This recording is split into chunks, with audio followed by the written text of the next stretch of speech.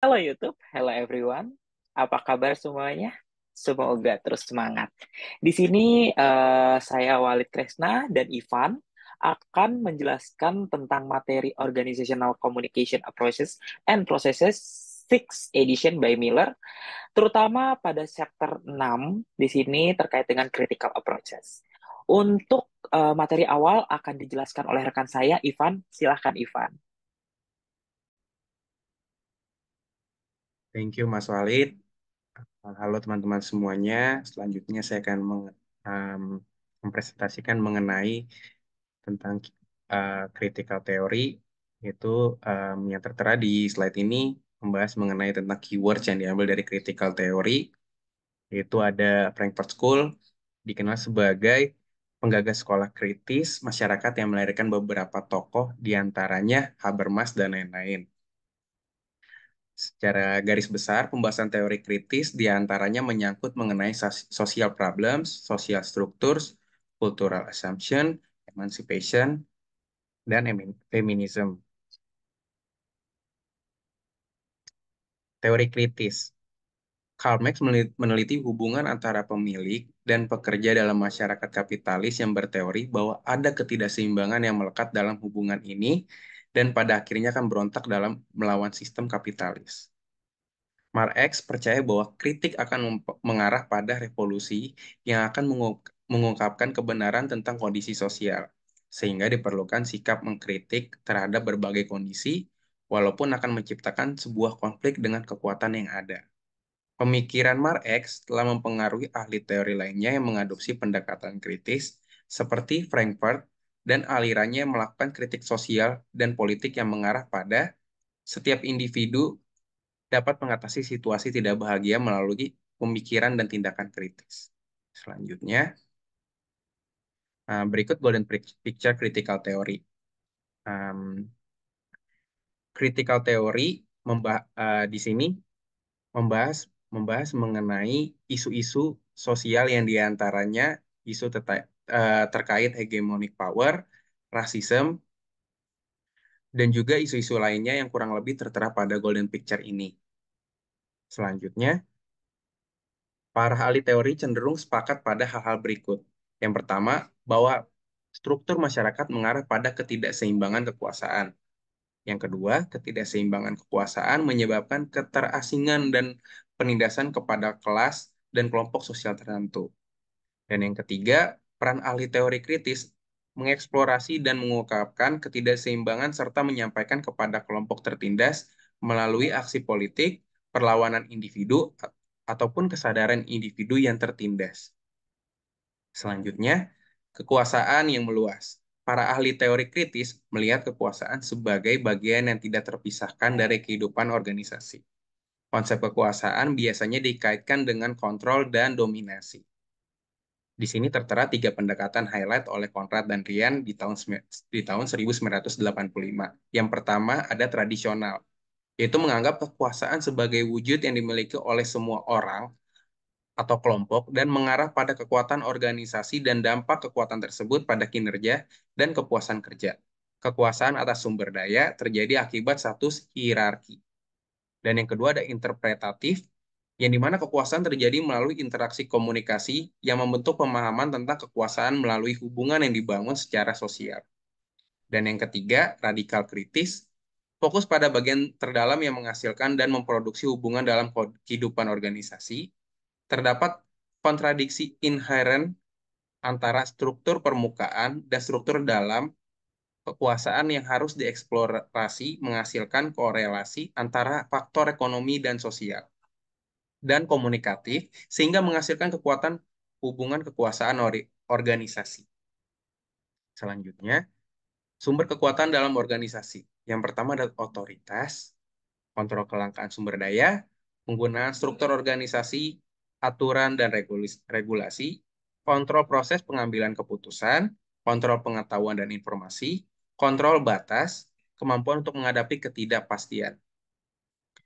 Adapun mengenai tentang kontrol teknologi, ikatan interpersonal, jaringan pengendalian atau organisasi informal, kontrol kontra organisasi, simbol dan pengelolaan makna, pengelolaan hubungan antar gender, faktor struktural yang menentukan tahapan tindakan, dan yang terakhir kekuatan untuk meningkatkan serta mencapai kepentingan atau menyelesaikan konflik dalam organisasi. Selanjutnya, pengendalian moda dan sarana produksi. Yang pertama ada kapitalis memiliki kendali atas moda dan sarana produksi di tempat kerja. Yang kedua, cara produksi kapitalis didasarkan pada pemilik yang mengambil alih keuntungan yang didapatkan oleh tenaga kerja. Yang ketiga, pekerja tidak berada dalam posisi yang menentukan bagian dari nilai hasil dari kerjanya atas produk yang dihasilkan. Yang keempat, kapitalis menganggap bahwa keuntungan datang dari laba yang diperoleh dari kondisi pasar. Yang kelima, industrialisasi menyebabkan dehumanisasi. Yang keenam, tempat kerja yang lebih canggih secara teknologi membuat pekerja menjadi tidak terampil dan terasing dari pekerjaan mereka. Dan yang terakhir, yang ketujuh, selain itu mekanisasi tempat kerja memungkinkan manajemen untuk terus memantau perilaku pekerja. Yang selanjutnya, di sini ada pengendalian wacana organisasi KRI. Yang pertama, realitas organisasi dikonstruksi secara sosial melalui interaksi komunikasi. Yang kedua, hubungan kekuasaan secara fundamental terstruktur ke dalam semua hubungan sosial. Yang ketiga, organisasi dapat dilihat sebagai institusi yang mampu menciptakan struktur kekuasaan di tempat kerja. Yang keempat, pekerjaan dapat berfungsi sebagai sesuatu yang dapat memperkuat struktur kekuasaan yang dominan. Selanjutnya, di sini ada ideologi dan juga hegemoni. Yang pertama, ideologi mengacu pada lebih dari satu set sikap atau keyakinan, namun ideologi juga merupakan sikap menyusun pikiran kita dan mengendalikan interpretasi kita tentang realitas. Ideologi membentuk pemahaman kita tentang apa yang ada, apa yang baik, dan apa yang mungkin.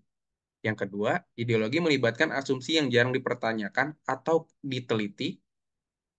Asumsi hierarki organisasi merupakan sesuatu yang diperlukan dan berguna sebagai alat dalam menghadapi interaksi antara atasan maupun bawahan. Hierarki organisasi sebagai sesuatu hal yang normal, dapat diterima, dan tidak ada masalah yang berarti. Dan yang terakhir, yang ketiga, ideologi membentuk pandangan kita tentang dunia dan dapat mempengaruhi perilaku, membenarkan, dan melegitimasi tindakan. Selanjutnya ada hegemoni. Hegemoni mengacu pada proses di mana kelompok dominan memimpin kelompok lain sebagai bentuk subordinasi. Hegemoni tidak mengacu pada dominasi sederhana, melainkan melibatkan upaya kelompok untuk mengendalikan sistem dari kelompok lain. Kendali hegemonik dicapai dengan membentuk ideologi sehingga kelompok yang dikontrol menerima dan berpartisipasi aktif dalam proses pengendalian. Yang terakhir, monopoli ideologis adalah hubungan hegemonik di mana satu kelompok dikendalikan oleh kelompok lain melalui paksaan untuk menerima atau bahkan paksaan untuk berpartisipasi aktif. Selanjutnya akan dilanjutkan oleh Mas Walid.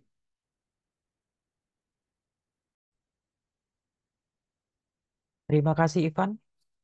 Tadi Ivan sudah menjelaskan terkait dengan ideologi dan hegemoni. Sekarang saya akan menjelaskan terkait dengan emansipasi, resistensi, ataupun perlawanan. Pembebasan dari tradisi ideologi, asumsi hubungan dan kekuasaan, formasi identitas, dan sebagainya yang tidak membatasi atau menghambat peluang, otonomi, klarifikasi, kebutuhan, atau keinginan sehingga mendapatkan kepuasan diri yang lebih besar, itu bisa disebut dengan emansipasi. Nah, di sini emansipasi sebagai proses munculnya tindakan komunikatif dan kesadaran diri dari pihak yang tertindas. Penting untuk menemukan cara agar tiap orang dapat berpartisipasi dalam komunikasi yang bebas dan terbuka tentang kekuasaan dan kendali dalam organisasi tempat mereka bekerja. Tersedianya ruang diskusi dan pengambilan keputusan sehingga tidak ada individu ataupun kelompok yang akan dikecualikan secara sewenang-wenang. Berikutnya terkait dengan resistensi atau perlawanan, dominasi dan perlawanan terkait erat dalam proses komunikasi organisasi. Konsep resistensi mempertimbangkan bagaimana pekerja itu dapat memberikan tekanan balik dalam kekuasaan dan kendali. Hal ini tidak boleh dilihat sebagai sesuatu yang salah. Perlawanan itu terkadang terlihat dalam proses kolektif dan terorganisir seperti eh, serikat pekerja, pemogokan, boikot, dan gerakan sosial berskala besar.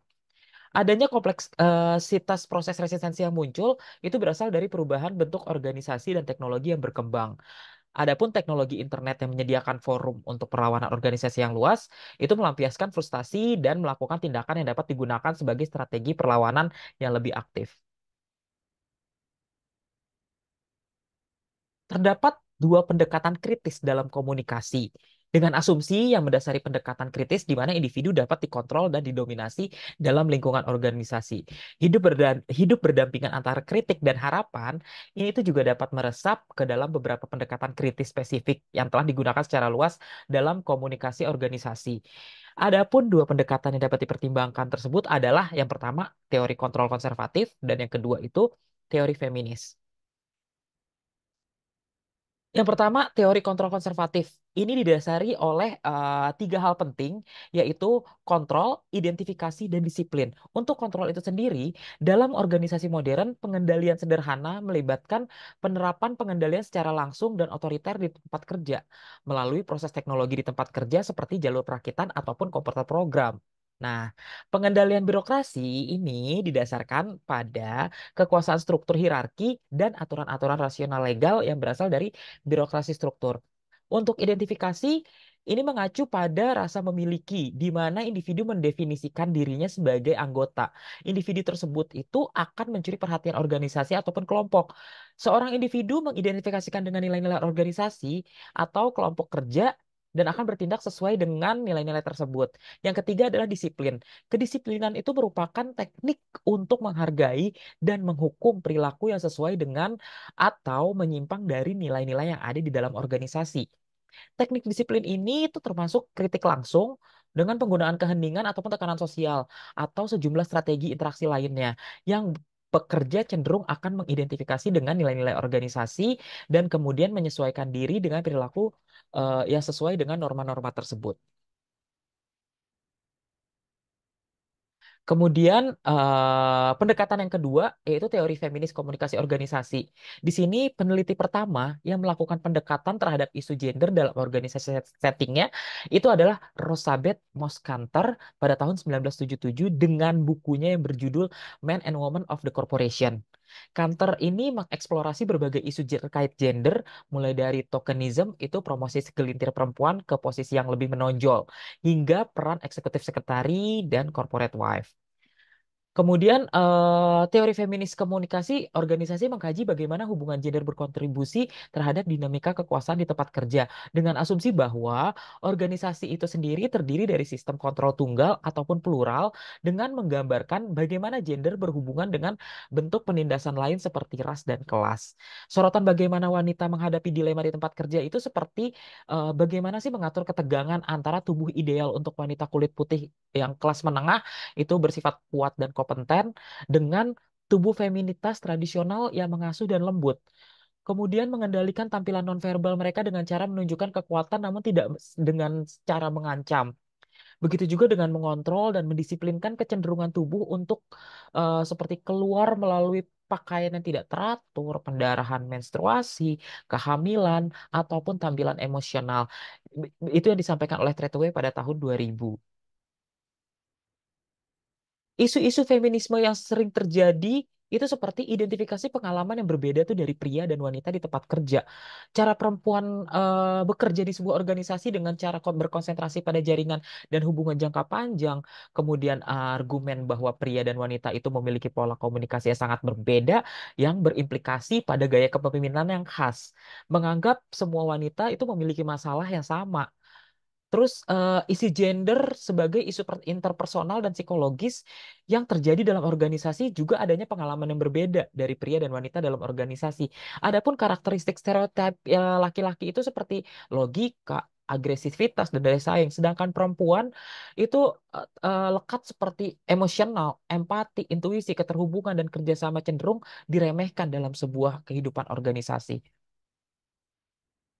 Berikut merupakan golden picture feminist theory yang dimana feminist theory ini didasari oleh tiga hal. Yang pertama itu power dynamics, the female experience, dan gender differences. Di sini kami ngambil best practice itu dari PT Unilever Tbk. Di sini berdasarkan press release yang dikeluarkan pada tahun 2002 di website Unilever sendiri, di mana Unilever ini menekankan tiga poin, yaitu kesetaraan gender, kesetaraan penyandang disabilitas, penghapusan diskriminasi dan stigma. Di dalam kesetaraan gender, PT Unilever Indonesia ini mendorong kepemimpinan perempuan di jajaran komisaris, direksi maupun manajerialnya, yang di mana saat ini terdapat 33% dari dewan komisaris dan 56% dari dewan direksi perusahaan dijabat oleh perempuan. Di luar itu terdapat 44% dari posisi manajer itu menengah dan senior juga sorry, selain itu 44% dari posisi manajer menengah pun dan senior juga diduduki oleh perempuan. Begitu juga untuk Unilever ini juga memberikan kesempatan bagi penyandang disabilitas, yang dimana menerapkan bisnis yang inklusif terhadap perluasan rekrutmen untuk karyawan baru tanpa dilakukan perbedaan ya terhadap para mereka yang disabilitas. Dan yang ketiga itu untuk pilar penghapusan diskriminasi dan stigma. Salah satu upaya yang dilakukan itu adalah merangkul aksi nyata untuk menghapuskan diskriminasi dan stigma di tengah masyarakat melalui program Every You Does Good Heroes 2021. Perusahaan memberikan apresiasi pada sederetan millennials yang berupaya menciptakan komunitas atau masyarakat yang terbebas dari diskriminasi dan stigma. Selanjutnya, kami juga mengambil sebuah jurnal artikel. Di sini referensinya kita ngambil dari Atobing dan rekan yang berjudul Analisis Konflik Buruh Perempuan dengan PT AIS dengan studi kasus kebijakan perusahaan tidak responsif gender pada tahun 2017. Di sini AIS terbilang tidak memberikan hak-hak fundamental untuk karyawannya, terlebih karyawan perempuannya mengenai keselamatan dan kesehatan kerja. Pemenuhan hak yang tidak dilakukan oleh AIS itu hadir karena salah satunya sistem kapitalisme yang menjadikan perempuan turut dieksploitasi dan tidak diperhatikan haknya sebagai perempuan, dan tidak adanya responsif perusahaan terhadap buruh perempuan menjadikan hak reproduksi perempuan ini tidak dipenuhi dan menghadirkan permasalahan lain, yaitu penindasan terhadap perempuan. Dalam permasalahan yang terjadi tersebut, feminisme sosial itu melalui sistem kelas dan gender berusaha untuk memahami mengenai penindasan perempuan. Ini diungkapkan oleh Andriati pada tahun 2011. Kemudian melalui pendekatan teori feminis sosial, kita dapat melihat bagaimana struktur sosial itu memainkan peran penting dalam menciptakan ketidakadilan gender di tempat kerja. Konflik ini tuh bukan hanya masalah individu, tetapi juga mencerminkan sistem yang menghasilkan ketidakadilan tersebut. Oleh karena itu, adanya penyelesaian konflik ini tuh harus melibatkan analisis kelas dan mendengarkan suara dari pengalaman perempuan, serta upaya untuk mengubah struktur sosial yang tidak adil. Dengan kesimpulan utama dari jurnal ini nih, yaitu tuh pentingnya upaya kolektif untuk mencapai kesetaraan gender di tempat kerja dan juga penekanan terhadap pentingnya kerjasama antar perusahaan, buruh perempuan, pemerintah, dan masyarakat dalam mengatasi konflik buruh perempuan ini.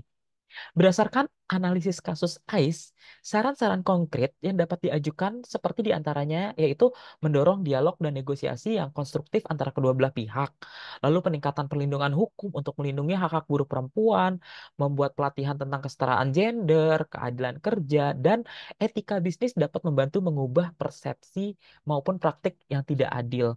Kemudian membentuk komite ataupun lembaga pengawas independen yang bertugas untuk memantau kebijakan dan praktik AIS terkait buruh perempuan, serta peningkatan kesadaran masyarakat melalui kampanye sosial lewat media massa atau sejenisnya untuk mengedukasi masyarakat mengenai pentingnya kesetaraan gender dan mendukung perjuangan buruh perempuan. Di sini summary dari materi yang kami sampaikan terkait dengan critical approaches itu adalah yang dimana approaches itu terhadap komunikasi organisasi itu menantang segala asumsi-asumsi pendekatan klasik hubungan manusiawi, sumber daya manusia, sistem dan budaya dengan mempertanyakan asumsi dasar sistem kontrol tunggal maupun plural dan peran teoritis untuk memahami dan menjelaskan. Yang kedua itu adalah teori kritis ini mengambil sudut pandang yang radikal dan percaya bahwa tugas teoris itu adalah mengubah organisasi melalui pembebasan kelompok sosial yang terjajah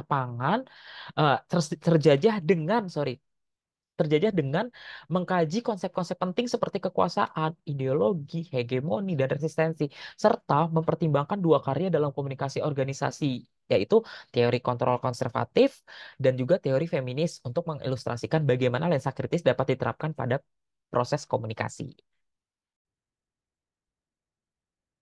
Berikut kami tampilkan sebuah video yang dimana mengangkat tema terkait dengan feminisme. Kita saksikan videonya bersama.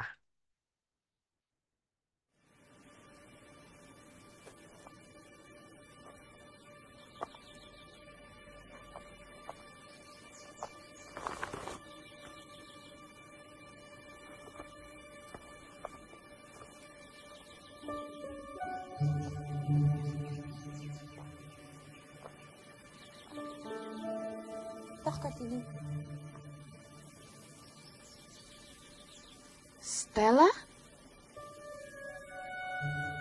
Jij bent een feminist, Stella? Afgezien van de natuurlijke biologische aard, geloof ik dat mannen en vrouwen gelijke rechten hebben. In mijn land zijn meisjes als geketend. Wij hebben maar weinig kans op modern onderwijs van jouw regering. De meesten keren zich tot lijfeigenschap. Ik lees vaak artikelen die vrouwen in de kolonies als zodanig plaatsen. Ik dacht dat zij zich echt thuis voelden in deze situatie. Jij verandert het beeld dat ik had, Kartini. Ik moet eerlijk zeggen dat wij als Javaanse vrouwen dezelfde rechten hebben als de vrouwen in jouw land. Hopelijk geeft deze ontmoeting mij een beter inzicht in jullie situatie. En ik zal mijzelf opwerpen als een spreekbuis voor het uiten van het gevoel van onbehagen dat er leeft onder jullie. Bedankt, Stella.